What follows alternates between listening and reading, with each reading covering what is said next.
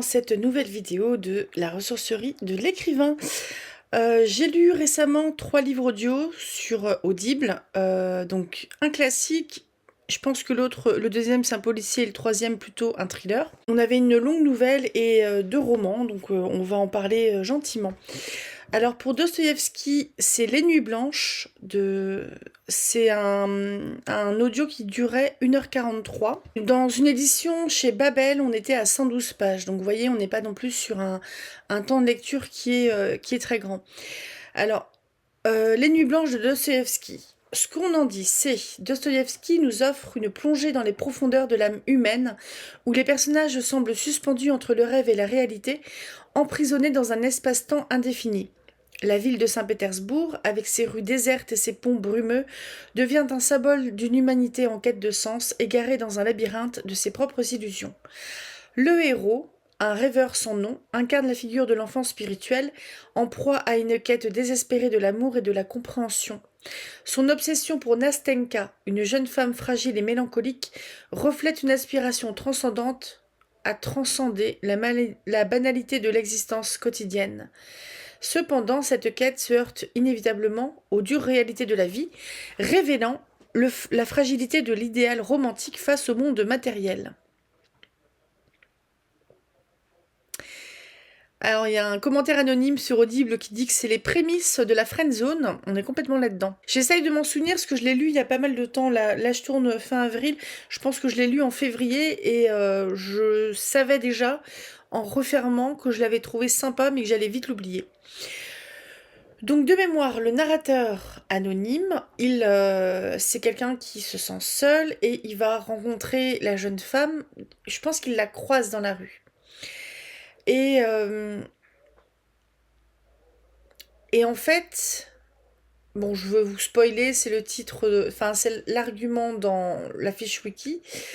Malgré les apparences, cet amour ne sera pas vraiment partagé. La jeune fille, tourmentée par un chagrin d'amour, retrouve l'homme qu'elle a aimé et reprend sa liaison avec lui. Le narrateur retourne donc à sa solitude. Mais c'est que c'est vachement bien tout ça, dis donc. Donc on a un monsieur qui, de mémoire, on avait pas mal de descriptions de promenades à Saint-Pétersbourg parce que le narrateur, en fait, il s'ennuie beaucoup, donc il se promène. Il croise une jeune femme en pleurs. Il vire en fait un homme ivre qui voulait l'embêter.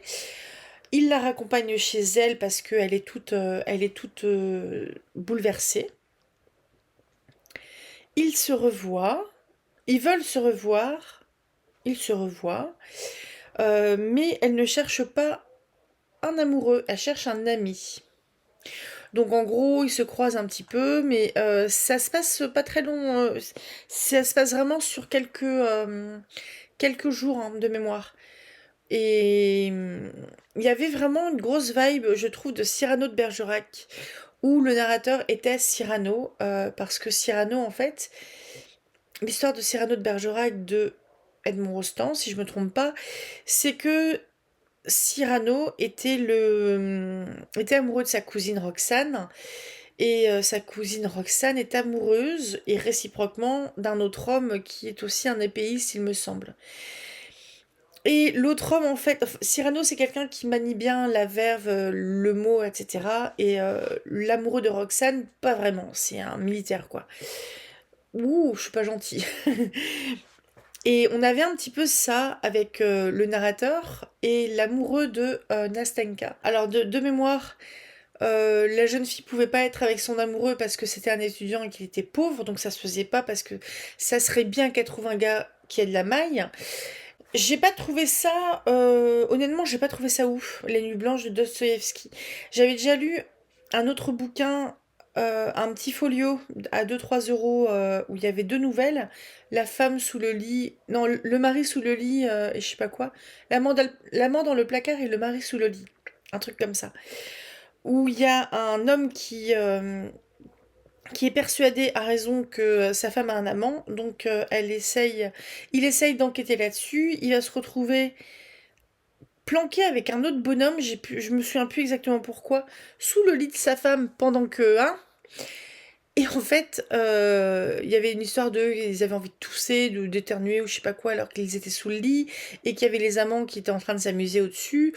Donc c'était un petit peu gênant. Et il y avait un côté très absurde et j'adhère assez peu moi à l'absurde. J'ai du mal. Et là par contre on était plus sur un regard un petit peu triste sur ce narrateur qui peut-être pas raté sa vie, mais en gros la petite nénette qu'il aimait bien lui est passée sous le nez. Il y avait un côté un petit peu mélancolique qui était pas mal, hein, mais après j'ai pas trouvé ça transcendant non plus. Et ouais, assez vite lu, vite écouté et assez vite oublié. Je crois que je l'avais lu en 2 fois. Donc, bah, essayez si vous avez envie de tester, mais moi j'ai pas trouvé ça non plus. J'ai pas trouvé ça passionnant, passionnant. 2 bouquins que j'ai lus beaucoup plus récemment, parce que c'était cette semaine et la semaine dernière, c'est Les aveux de John Wainwright. Alors, John Wainwright, c'est un auteur qui est né dans les années 20, qui est mort dans les années 90. C'est un auteur qui a écrit beaucoup Il a écrit beaucoup de policiers. L'histoire des aveux, ça se passe dans les années 80. Le petit résumé. Vous êtes ici pour confesser le meurtre de votre femme. Exact. Il va falloir me convaincre. Années 80, pharmacien respecté d'une petite ville anglaise, Herbert Grantley se présente un beau jour au commissariat pour confesser le meurtre de sa femme morte un an plus tôt, de cause réputée naturelle. Il déclare à l'inspecteur-chef Lyle l'avoir empoisonnée. Une version de l'histoire qui semble parfaite, sauf que l'inspecteur-chef Lyle n'y croit pas. Mais si Grantley n'est pas coupable, pourquoi vient-il l'avouer ainsi? C'est le début d'un long face-à-face entre les deux hommes. Donc là, on est aussi sur une histoire qui va se passer sur quelques jours et que j'ai trouvé assez bien foutue. Pour la petite histoire d'ailleurs, l'inspecteur-chef Lyle, c'est un personnage récurrent chez John Wainwright qui a écrit plusieurs bouquins avec lui. Là, je trouvais qu'il y avait un truc qui était bien fait, bien construit sur un plan narratif.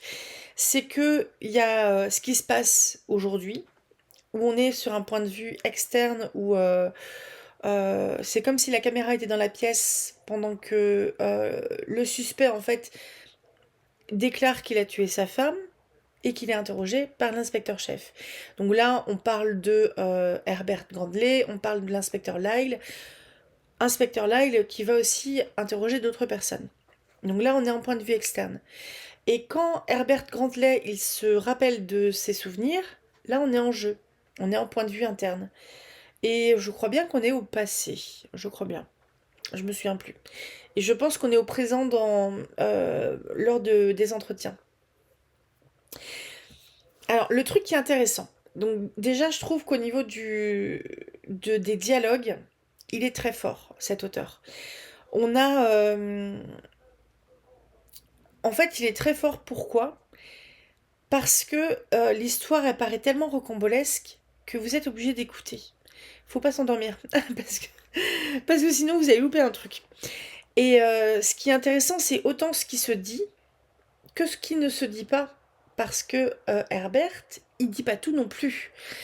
Et par contre, des fois, j'ai trouvé que l'inspecteur Lyle, notamment sur la fin, sur les motivations de Herbert, il a sorti des trucs que je trouvais que c'était un peu sorti de son chapeau, si vous voulez. Je trouvais que ça pouvait être tout à fait une opinion, comme nous quand on regarde un film policier, où on va dire ah ben c'est le colonel Moutarde dans la cuisine avec le chandelier.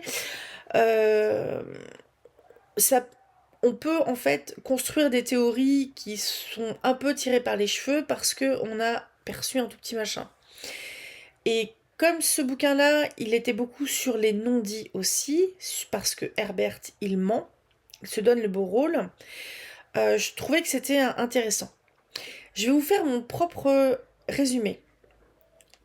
Et je vais vous donner juste quelques éléments qui font que, en fait, Lyle, il peut rien faire dans cette enquête. Parce que, donc Grantley, c'est un gars qui aurait tué sa femme parce qu'elle était chiante. Vraiment. Et parce qu'elle demandait le divorce. Donc, comme elle demandait le divorce, comme il y a une certaine société des apparences et tout ça. Herbert, il n'était pas d'accord, donc il lui a dit, si tu t'en vas, je te coupe les vivres, tu n'auras plus rien à manger, donc tu vas revenir, enfin tu vas rester surtout. Et on est vraiment dans un couple et une famille qui est méga toxique.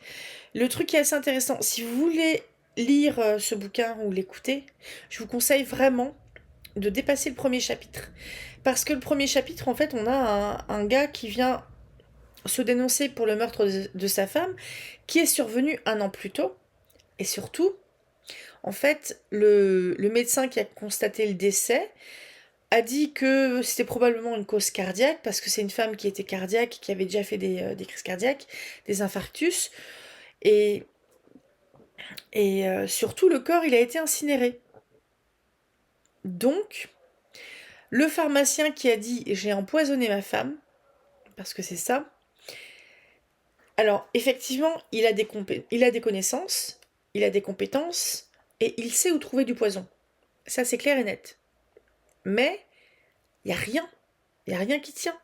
Parce qu'il n'y a pas de témoin, il n'y a plus de corps, il y aura aucune preuve en dehors de ce que dit le pharmacien.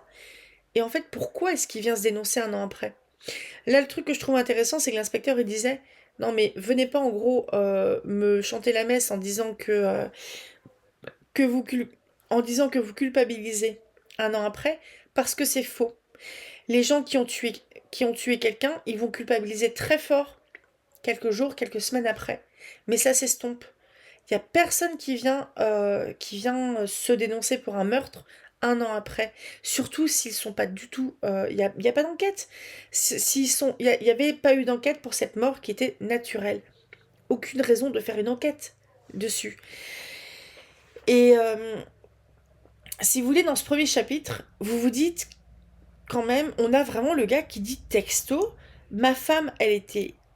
Enfin, il le dit pas comme ça, mais il dit que sa femme était chiante, que sa femme, elle était tout le temps dehors dans des associations féminines qui lui bourraient le mou un petit peu, qu'elle fait pas à bouffer parce que elle fait que des plats préparés et tout ça.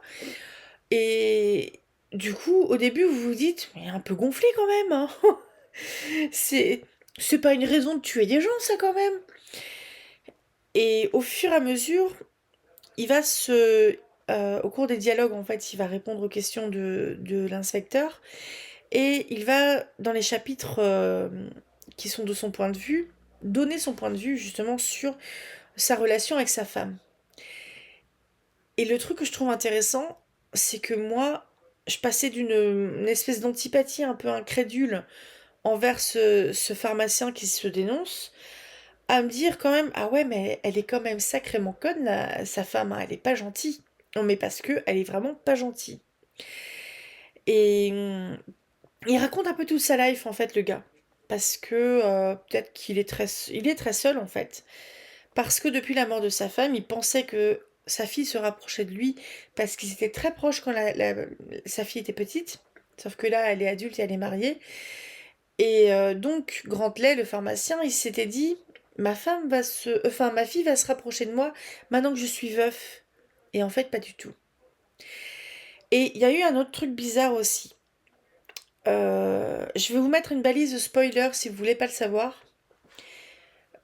Mais je vous spoilerai pas évidemment la résolution de l'affaire. Donc là, petite balise spoiler, si vous voulez pas savoir, vous zappez au chapitre, enfin à la balise suivante. C'est bon? En gros, un moment, alors qu'elle était, la fille était jeune fille, 18 ans, un truc comme ça, elle s'est rendue à une fête avec des gens qu'elle connaissait pas. Et a priori, elle a été droguée. Et donc ça se passe dans le Yorkshire, il me semble. Donc en Angleterre. Et donc cette fille a été droguée, enlevée et déplacée probablement en Suisse, dans les Alpes, à la frontière allemande ou autrichienne par là-bas. Je suis nulle en géo. Mais en gros, où il y a des gens qui parlaient très bien anglais, mais peut-être avec un accent allemand.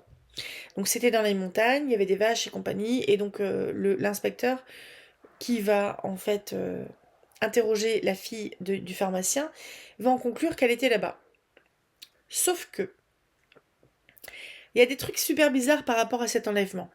Parce que déjà, au niveau de la demande de rançon, c'est 10 000 livres. C'est pas énorme. Et c'est surtout un peu précis comme montant. Et l'incohérence en fait de cette histoire, c'est le fait que quelqu'un ait enlevé la fille d'un pharmacien d'une petite ville. C'est pas non plus, c'est pas, c'est pas le richissime. Il a pas enlevé la princesse quoi. Et ils se sont donné la peine de la faire quitter le pays, d'aller sur le continent, qu'elle soit dans une clinique ou je sais pas où, dans un pays étranger, mais ça parle quand même anglais. Et la maman, en fait, donc la femme de Grantelet, du pharmacien, a été versée ces 10 000 euros, ces 10 000 livres, pardon, au ravisseur, est restée quelques jours avec sa fille parce qu'il fallait qu'elle se remette, et en fait, ils sont rentrés après à la maison.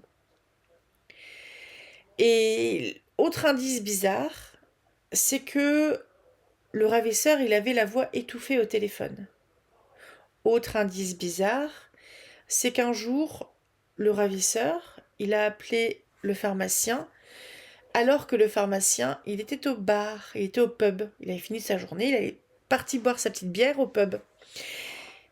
Et c'est vrai que sur le coup, moi j'ai pas tilté spécialement, je me laissais porter par le truc. Sauf que l'inspecteur, il s'est un peu arrêté là-dessus. Comment le ravisseur peut-il savoir que le pharmacien, quand il ferme sa boutique, il va aller boire un coup au pub et qu'il va appeler dans ce pub-là à la bonne heure pour avoir le pharmacien au téléphone. Fin de la balise spoiler.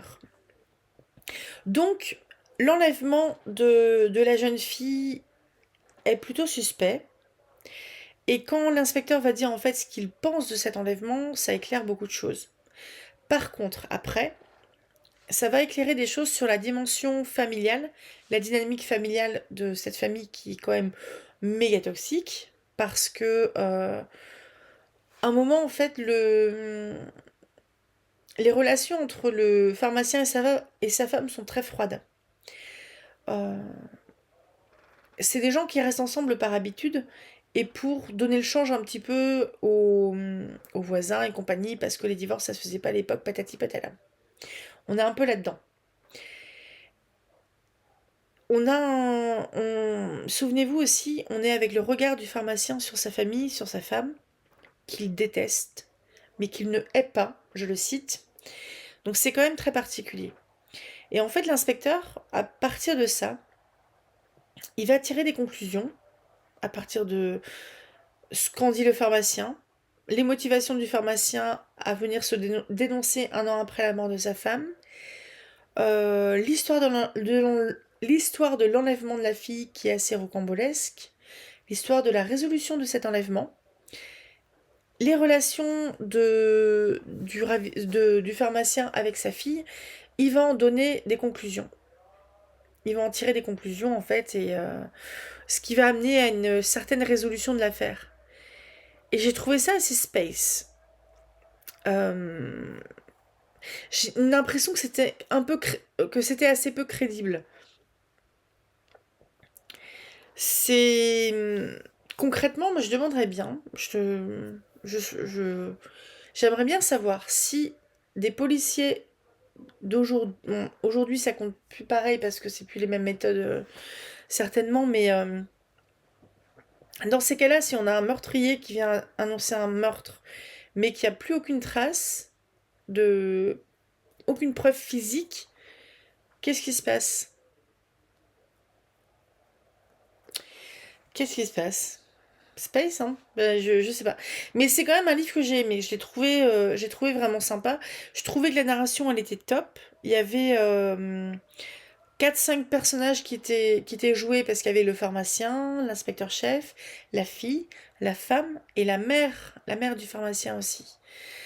Et ma foi, je trouvais ça intéressant et je me suis fait balader, mais en beauté. Ah, tellement balader qu'il y a des trucs où je suis assez sceptique en fait sur la chute. Mais je trouve que, En fait, ce livre-là m'a apporté suffisamment d'intérêt pour que je sois un petit peu indulgente. Donc c'était pour moi une lecture qui était cool. Mais le personnage principal, clairement, c'est vraiment une raclure. Et ça a été lu par Hervé Carrasco, qui a lu également le livre suivant, Grossir le ciel de Franck Bouys, qui est un livre plus récent. Les Doges, un lieu-dit au fin fond des Cévennes. C'est là qu'habite Gus, un paysan entre deux âges, solitaire et taiseux. Ses journées, les champs, les vaches, le bois, les réparations. Des travaux ardus, rythmés par les conditions météorologiques. La compagnie de son chien, Mars, comme seul réconfort.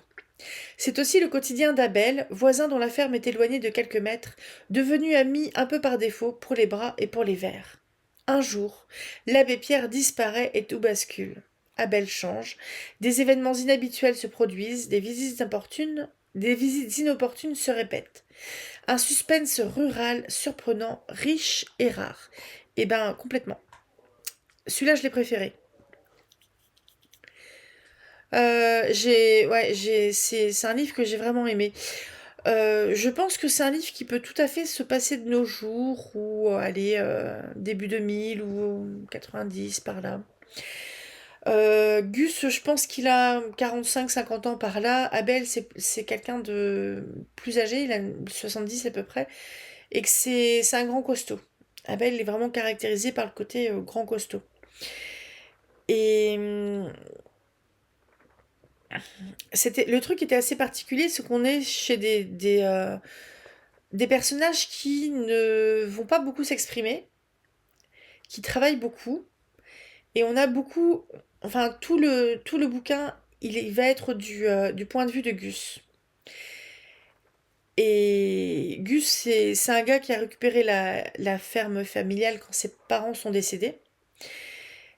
C'est un garçon qui a été maltraité par ses parents dans un climat de violence intrafamiliale, de pauvreté et d'alcoolisme. Donc Gus, il a vraiment pas une vie facile. Et en fait, il reste dans cette maison-là parce que c'est tout ce qu'il a connu et je pense qu'il est incapable en fait de se projeter ailleurs. Donc il reste là. Il a ses quelques vaches, compagnie, il fait sa petite vie, il est content. Enfin non, il est pas, c'est pas le gars qui baigne dans le bonheur. Donc il est très attaché à son chien, qui est un bâtard qui ressemble à pas grand-chose. Et le truc qui est assez rigolo, c'est l'histoire autour de l'abbé Pierre. Parce que là, si vous voulez, la mort de l'abbé Pierre, c'est un petit peu comme la mort de Lady Diana dans Le fabuleux destin d'Amélie Poulain, c'est que ça va provoquer quelque chose chez Gus. Du genre, ah bah mince, l'abbé Pierre quand même, il a fait plein de trucs, il était gentil. Bon, Gus, il est clairement pas à lire les journaux, il doit écouter un petit peu les journaux télévisés ou la radio, des trucs comme ça, mais il sait pas trop ce qui se passe dans le monde. Donc, et puis quand l'abbé Pierre est mort, je crois que le scandale avec les petits garçons, il n'était pas connu encore, ou au moins pas diffusé. Donc Gus, il est pas au courant de tout ça. Et donc, cette mort-là, ça le touche particulièrement et il sait pas trop pourquoi. Et ça le fait pas mal cogiter, disons. Et de temps en temps, il va voir Abel qui lui aussi a une vie un petit peu rugueuse de ce type-là. Et un jour, Gus, il va entendre Abel utiliser son fusil et il va entendre des cris aigus. Et Gus, il va se mettre à soupçonner son voisin d'avoir tué quelqu'un. Donc, il va essayer de voir.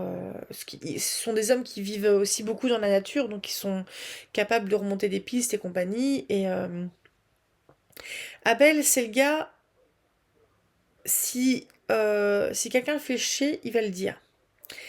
Abel, il y a une petite notion de dangerosité chez ce bonhomme-là. Contrairement à Gus. Gus, c'est quelqu'un de simple, mais qui sait clairement pas trop ce qu'il faut faire, quoi, dans ces cas-là. Parce que, à mon avis, si vous pensez que votre voisin, il a tué quelqu'un, vous appelez la police. À mon avis. Mais du coup, Gus, il n'a pas ces réflexes-là. Donc, il essaye de mener sa petite enquête. Abel se rend compte que Gus, il n'est pas comme d'habitude. Donc, il va être un petit peu plus rugueux. Et le truc qui est assez intéressant, c'est qu'au fil du récit, il va y avoir Gus qui est un petit peu paumé entre la mort de l'abbé Pierre qu'il a touché. Il va repenser à son passé, au fait qu'un jour il était tombé amoureux d'une nana qui était sympa avec lui parce que Gus, il était mal sapé et compagnie, il avait toujours la dalle, il était pas beau, il était beaucoup moqué à l'école et il y avait une fille qui était gentille avec lui, sauf il n'y a jamais rien eu avec cette fille-là. Donc il est resté célibataire. Et il y a d'autres choses qui vont faire que Gus va soupçonner autre chose chez Abel. Et la résolution en fait de toute cette histoire, ça va être beaucoup sur le lien entre ces deux hommes. Et le côté aussi que Gus, il est quand même enfin, je l'ai trouvé assez influençable. Il fait mal au cœur en fait, ce gars-là. Il est triste, il est pas heureux, il a une petite vie un peu étriquée, il fait franchement mal au cœur, Gus. Abel, il est plus sûr de lui, si vous voulez. Mais Gus, ouais, c'est quelqu'un d'assez vulnérable. Et j'ai trouvé ce bouquin-là vachement intéressant. Là encore, comme c'est un policier, je peux pas vous en dire beaucoup plus. Il y a juste un moment, j'ai dû un peu décrocher et il y a quelque chose que j'avais pas capté.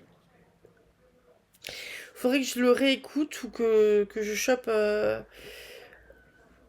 J'avais une impression qu'il y avait une information, un personnage en fait qui débarquait, mais que je savais pas d'où. Mais comme on a d'un côté Gus qui essaye d'enquêter, mais qui est super maladroit, Abel en face qui est super méfiant, ça fait qu'à un moment, je pense que j'ai appris un truc en même temps que Gus et que j'ai pas bien capté d'où ça venait. Mais j'ai trouvé ça, ouais, Et j'ai le souvenir aussi que ce livre-là, particulièrement, Frank Buis, même si donc l'histoire est racontée par Gus, donc on a quelque chose de une langue qui est simple parce que c'est pas quelqu'un qui a fait des grandes études, Gus, mais il y a une certaine poésie dans la plume que j'ai vraiment apprécié et je pense que je lirai d'autres bouquins de Frank Buis que je connaissais pas, mais qui est un auteur assez prolifique de policiers, de thrillers. Mais franchement, je trouvais ça cool. Et ça s'appelle Grossir le ciel. Je vous ai pas dit d'ailleurs pour Les Nuits Blanches de Dostoïevski, c'était lu par Pierre Tissot. Allez, je vous laisse. Je vous souhaite un très bon mercredi. À samedi pour la suite des Fables et légendes du Japon de Claudius Ferrand. À dimanche pour la suite des Trappeurs de l'Arkansas de Gustave Aimard. Et mercredi prochain, certainement, si je ne l'ai pas fait la semaine dernière, ça sera mon retour sur 3 livres d'auteurs auto-édités. On a une romance contemporaine qui se passe au Japon, c'est Fujilove de Sarah Fay. Une fantaisie où des sorcières sont malmenées par le royaume dans lequel elles vivent, c'est L'ombre des flammes de Laetitia Claver, si je prononce bien. Et une romance cannibale qui s'appelle Vorago de Lazare Rochemont. Donc n'hésitez pas, ça sera sans doute la semaine prochaine parce qu'il faut que je les lise. J'ai encore 2 bouquins à lire. À tout bientôt. Rêvez tout grand, lisez tout plein. Salut!